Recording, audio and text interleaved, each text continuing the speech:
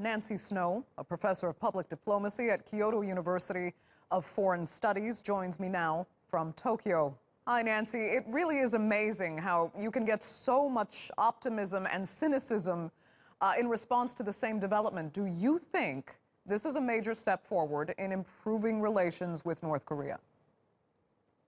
Well, we have to believe so, and until there are some tweets or there is some miscommunication that would thwart this meeting, if we can have some good people on both sides of the equation beyond just Trump and Kim Jong-un, we could have some remarkable developments come out of this. I think we have to be somewhat skeptical, of course. There are going to be people around Trump telling him that he is very much being played by Kim Jong-un and that this is just an effort to buy extra time and to try to overcome these very, very crippling sanctions.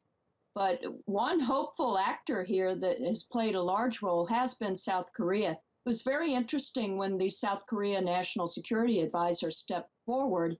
He gave President Trump so much credit that he was willing to meet with Kim Jong-un. But had these meetings between North and South Korea not taken place, I don't think we would have been talking about a meeting in a matter of a few months.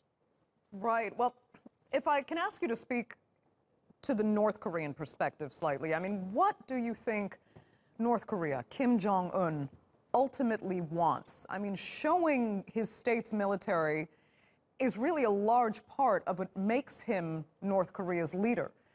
Would he be willing to give that up for economic gain?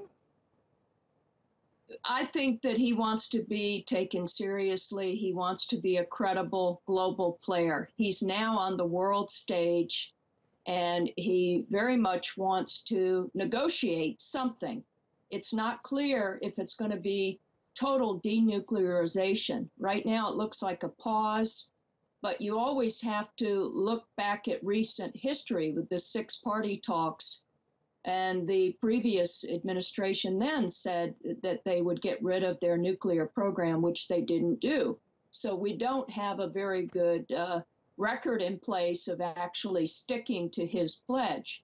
It could be a new day. It's very, very hard to read the tea leaves right now. Right. But I mean, what about Donald Trump? Do you think he's the president that would be able to negotiate a peace deal with the North, given his very hard line on Iran's nuclear program, for example?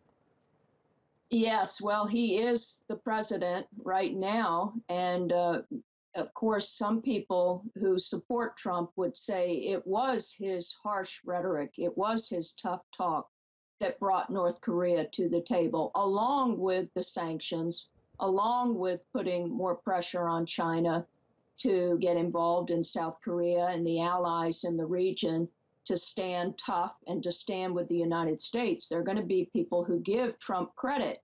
We also know, though, that Trump and Kim Jong-un, they have rather fragile egos, and something could happen within the next week or so that could just end these talks. If there is some type of a name calling that takes place that we've seen in the recent past. Okay.